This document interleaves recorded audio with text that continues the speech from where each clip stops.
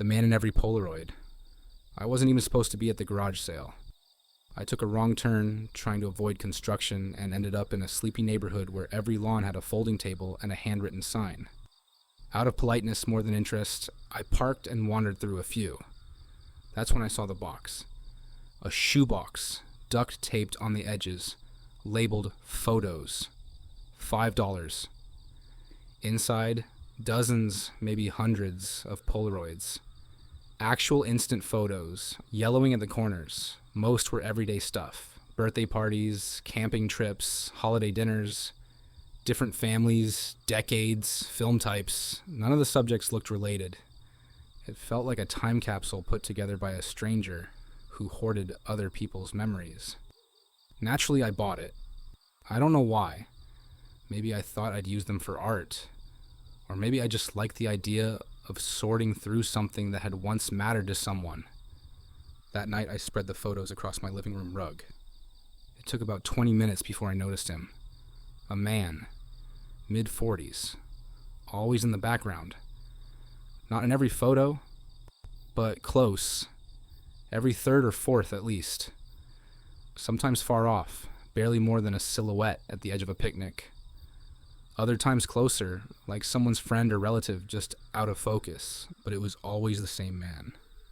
Balding, round glasses, dark coat, always watching, sometimes smiling, sometimes not. I figured it was a coincidence. Maybe the box came from someone's estate, and this man was a recurring figure in their life. Until I looked closer. The locations changed. States, eras, clothing styles, families. But he didn't age. Didn't change. Same glasses, same tired smile. I flipped one photo over. A note. Lakeview Trip 87. Another. Christmas Eve, 1991. Still him. Still watching. I felt cold, like I'd stumbled into something I wasn't meant to see. The creepiest part? In one shot, a blurry image of a kid blowing out candles. The man wasn't in the background. He was reflected in the window. Standing behind the person taking the photo, I dropped it, tried to brush it off. Told myself I was being paranoid. Just a weird coincidence. That night, I dreamt of clicking shutters, flashbulbs, and always, his face. A week passed. I kept the box closed, pushed it under the bed, but I couldn't stop thinking about it. I started recognizing places. A beach I'd visited as a kid, a gas station off I-80, a park bench that looked exactly like the one by my old apartment. And then last night, I found it. The photo on the very bottom, tucked into the crease of the box. It was newer, brighter color balance, cleaner contrast. Not faded like the others.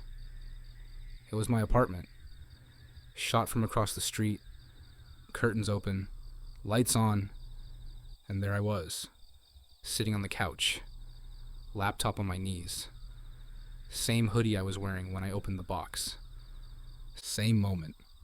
Same angle I'd seen earlier in a dream. I didn't take the photo. I turned off the lights, checked the window. Nothing. Street empty. No cars. No footsteps. No sign of anyone watching. But the next morning, I found another photo slid under my front door. Me. Sleeping. Taken from inside. I don't remember dreaming, but I remember the click.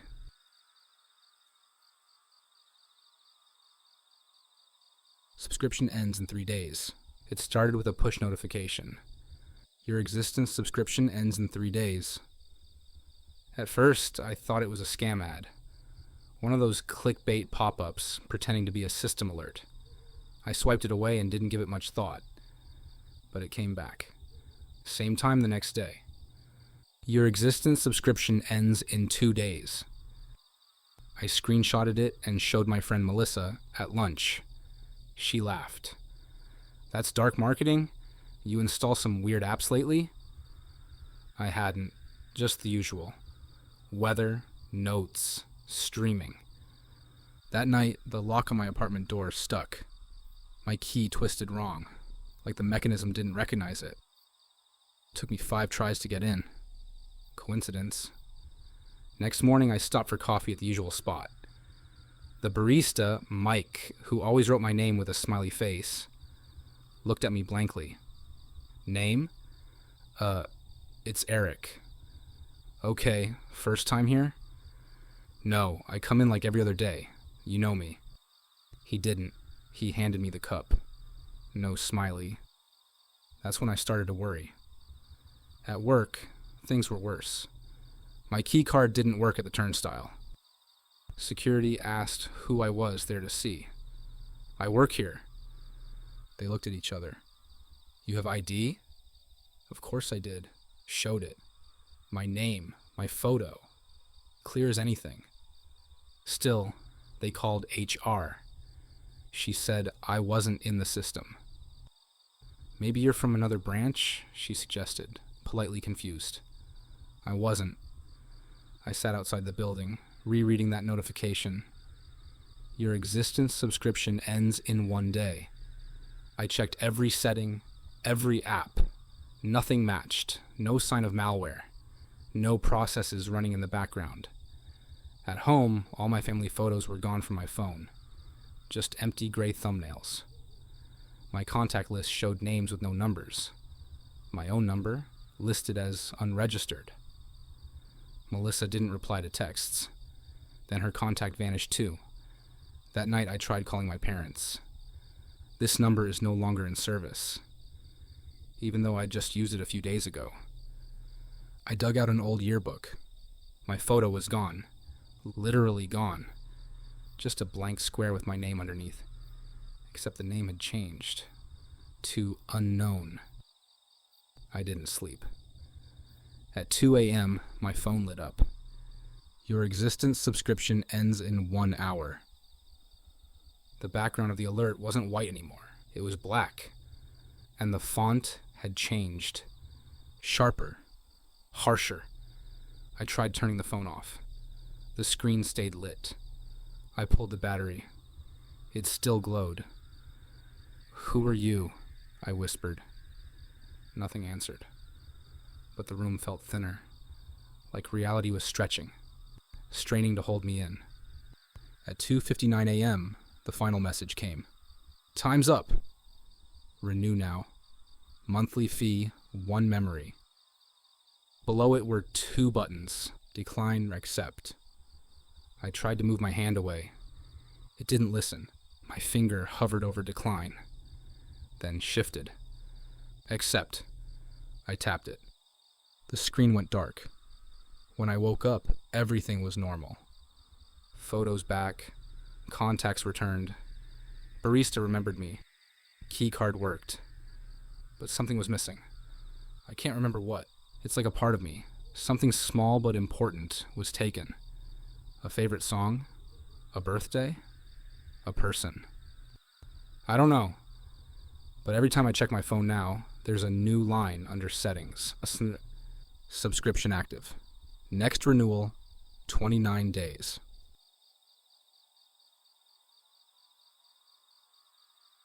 He answered your prayer. They always say not to fall asleep with the radio on. Something about the way your mind mixes dreams with static. How you can't always tell what was real and what wasn't when you wake up. I hadn't slept well in weeks. After the accident, silence felt louder. So I let the radio play low at night. Oldies, talk shows, late night weirdness. One night, somewhere between 2 and 3 a.m., a voice came on. It wasn't part of any station I knew. No jingles, no ads. Just a calm, grainy voice. If you've lost someone, and you still ache for them, there's a way. I sat up. You need only paper, a pen, a candle, and a name. I should have turned it off, but grief is sticky, and desperation makes you stupid. I listened. Write them a letter. Tell them what you never got to say. Light the candle. Leave the letter under your pillow. If they wish to return, they will write back. Static returned. I stared at the ceiling for hours. The next day, I bought new stationery. I wrote to Emily, my daughter. I told her I was sorry I wasn't there, that I should have driven slower, that her laugh still echoed through the hallways at night. I cried. I lit the candle, slid the letter beneath the pillow. Next morning, nothing. Next night, still nothing. But the third day, there was an envelope on the kitchen counter. No stamp, no postmark. Just my name. Inside, a child's handwriting, crooked, shaky, full of spelling mistakes. Hi, Mommy. I miss you too. I'm okay now. I dropped to the floor. The scent of her favorite strawberry shampoo lingered on the page. I wrote back, left it under the pillow again. Another letter came. We wrote every day. She told me about the place she was in, said it was warm, that she wasn't alone, that she liked the stars there. But slowly, the handwriting changed. It became neater, too neat, like someone copying. The messages grew longer, more formal. She started using words she never would have known, complex phrases, Latin once. I tried to ignore it, told myself she was just growing. Then came the 6th letter. It wasn't signed Emily. It just said, "You've been very generous." I didn't write back. The next morning a new letter arrived anyway. Why stop now? Aren't you curious who I am? I burned it. I turned off the radio. I threw away the stationery. But the letters kept coming. Different handwriting. Old. Angular. I watched you. I learned from your grief. I understand now. Then, one morning, no envelope. Just a sheet of paper pinned to the inside of my front door. I wore her voice, her words, but now I wear something better. Underneath, a photo. Me. Standing in my hallway, taken from behind. I hadn't seen anyone. I checked every lock, every window. Nothing broken, nothing missing. Except something was wrong in the mirror. Not with my reflection, with the space behind it. A shadow that didn't move when I did. That night, the final letter came. Thank you. You gave me form. You gave me a place. I won't need your letters anymore. I have your voice now. Your hands. Your place in this world. At the bottom, scribbled almost playfully, "He answered your prayer." I called the police. They found no evidence of break-in, but they couldn't explain the footprints on the ceiling. I tried leaving. New apartment, new town, new number. But every now and then, I hear my own voice on the radio, giving instructions, paper, pen, candle, a name. And somewhere someone is listening.